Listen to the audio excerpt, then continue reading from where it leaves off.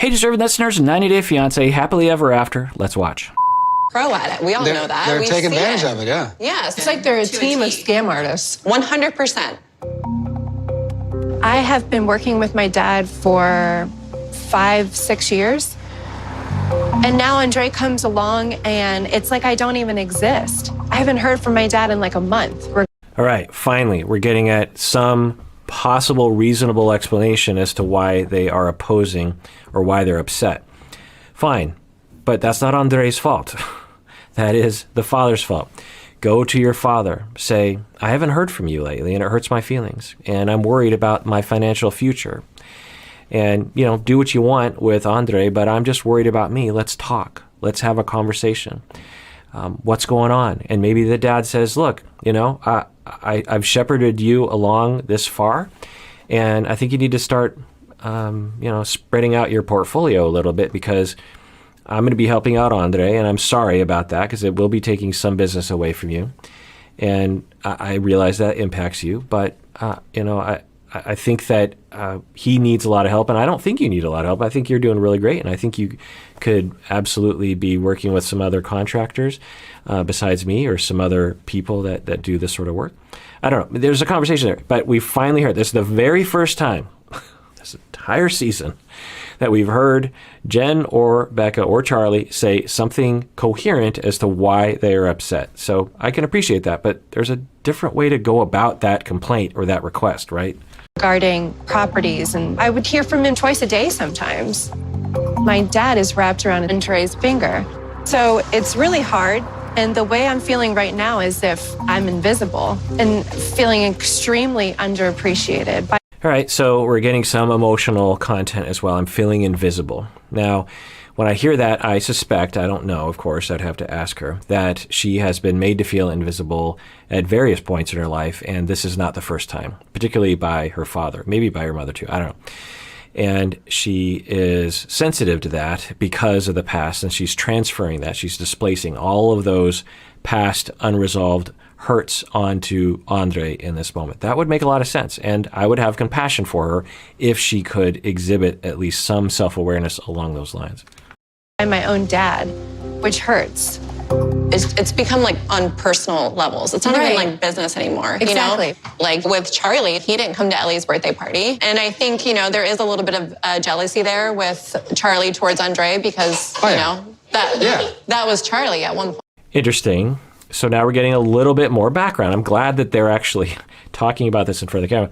So they're saying that used to be Charlie. Andrei used to, you know, the old Andrei used to be Charlie. Charlie used to be the dude at Chuck's side. And I would totally understand that. I would totally understand if they were hurt. Becca just said she was hurt by that.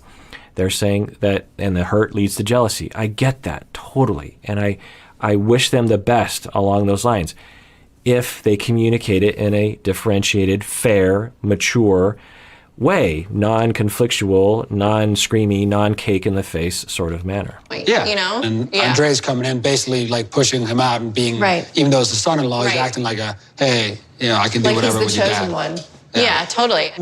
And then there's that. That's that. I can't relate. I mean, they know the situation better than I do, but I can't relate. Andrei just asked his father-in-law for a job. He manipulated. He's a master manipulator. He's been conning all along. He asked his father-in-law for a job. He would have been stupid if he didn't ask his father for a job.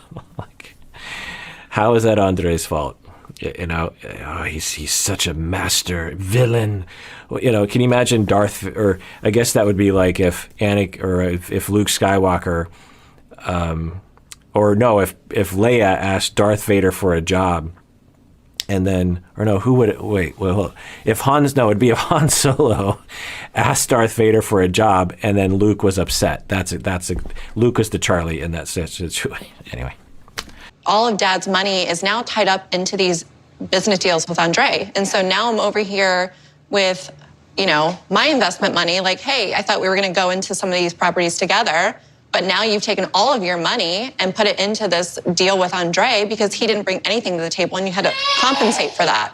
Okay, absolutely. So this conversation would be fine. You have a conflict with your father. There's some business issues. you are worried about your financial future, you feel hurt, you feel displaced, you feel invisible, talk with Chuck. Sit down with him. Andrei has nothing to do with that. You want to put up with this forever? Absolutely not. With Dad and all Absolutely not. So, I don't know. Maybe we should do something together. Yeah, well, I was going to honestly. say. We can compete. I like that. We should totally compete against them. We would blow them out of the water. You know how slow Dad is. Actually, I think this is a great idea. I don't think they should be vindictive about it, but yes, being independent and having your own business, if you're having trouble with your business partner, it's totally viable to be like, hey, let's just start our own business and we'll be able to invest how we want to invest. Totally fine. Sounds great. Maybe Chuck will even invite that. Maybe Chuck will be like, yeah, it's fine. I think this is a great idea. They'll stop fighting. Presumably. To possibly go out into business ventures with Becky. And if that means being his competitor, then you know what? It is what it is. But I would never allow Andrei to push me out or get one over on me. Like, I'm not a weak bitch, and he knows that. And, if he wants to go up against me, let's go. Okay. I don't think it's really going up against. It's not like you're two Starbucks that are right next to each other. You're in Tampa, which has thousands and thousands aren't they in Tampa? A lot of homes. They'll probably never run across each other.